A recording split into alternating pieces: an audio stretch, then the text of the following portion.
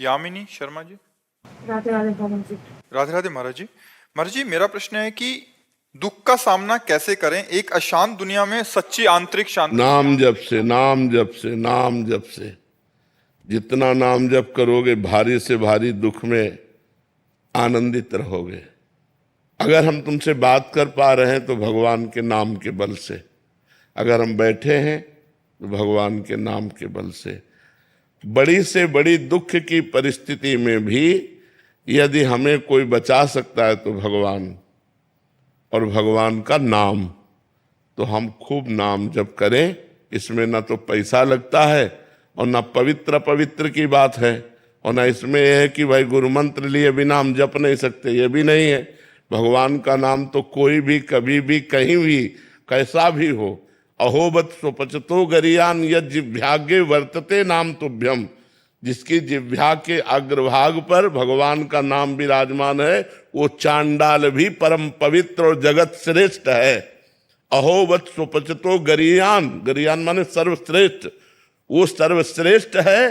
चांडाल भी जिसकी जिह्वा पे भगवान का नाम विराजमान है। नाम में इतनी सामर्थ्य है कि हम हर दुख को गले लगाकर मुस्कुराते हुए जी सकते हैं।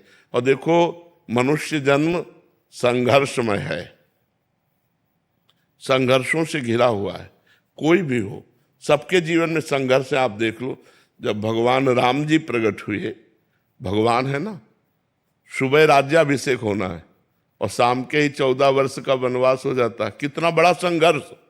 नंगे पैर जहां महलों में चलते हैं तो फूलों जैसे कोमल गद्दे बिछाए जाते हैं, वही भगवान नंगे पैर वनवास 14 वर्ष तक, तापस वेश विशेष उदासी 14 बरस राम वनवासी। तो जब भगवान मृत्युलोक में जन्म लिए, अवतार लिए, तो संघर्ष में जीवन रहा, चाहे राम का हो चाहे कृष्ण का हो।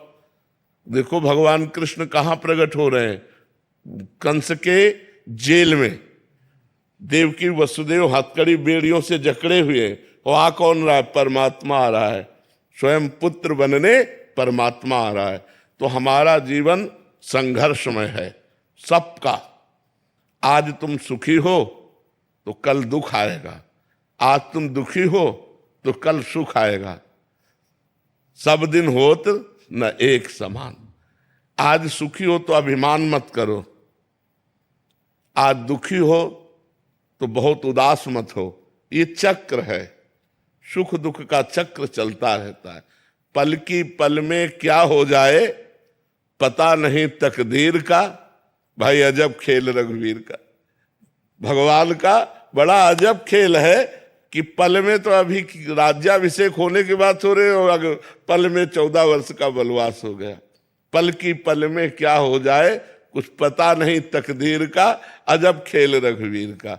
इसलिए हमको दुख में सामर्थ्यवान बनने के लिए भगवान का नाम जप करना चाहिए। नाम जप से बड़ी सामर्थ्य मिलती है। भगवान के नाम जप के बल से हर कष्ट मुस्कुरा कर सहा जा सकता है। तो सब समस्याओं का समाधान भगवान का भजन है, भगवान का चिंतन है, जो हम हर दुख से लड़ सकते हैं।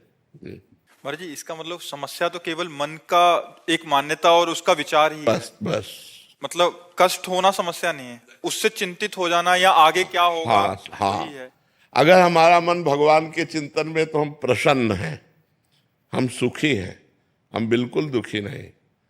और अगर भगवान के चिंतन में ना होता और ये चिंतन में होता तो अरे आग लग जाती, डिप्रेशन में पहुंच जाते।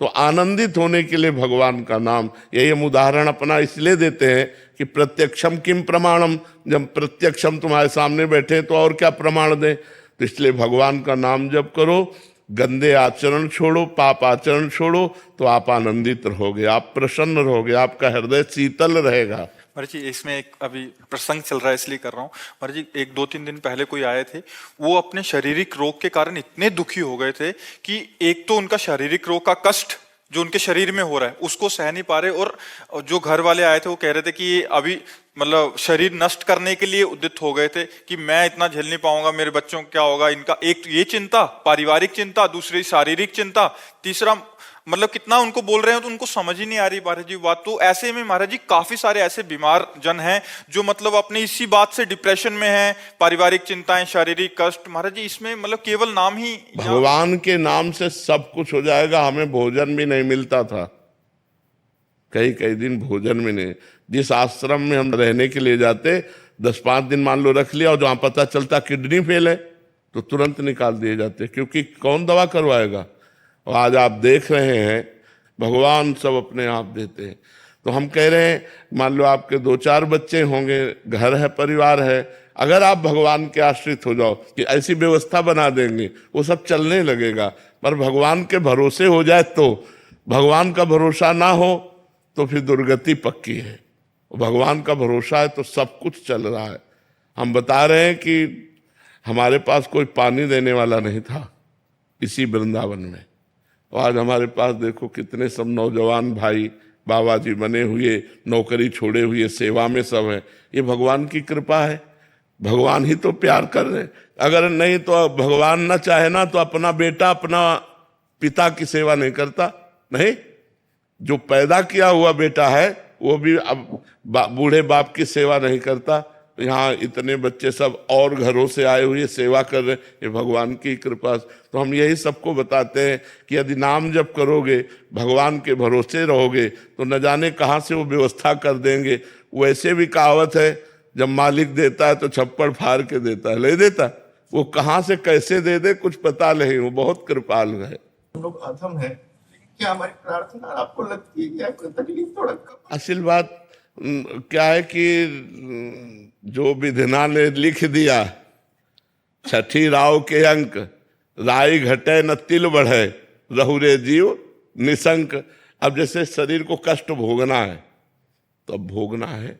आप लोग प्रार्थना करेंगे तो उस प्रार्थना का फल यही है कि ऐसे कष्ट में भी हम आपसे बात कर रहे हैं, ऐसे कष्ट में भी हम आप प्रवचन कर रहे हैं।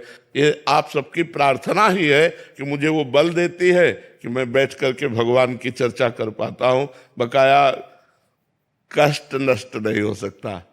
अगर नष्ट किया जा सकता था तो माता कौशल्या विधवा नहीं होती। फिर विचार करके देख लेना, जिनके पुत्र भगवान राम, उनकी माँ को वैधव्य सहना दशरथ जी का। तो ये सब विधान है, जो विधान है वो हो के रहता है, भोगना पड़ता है, ये सब भोगना पड़ता है।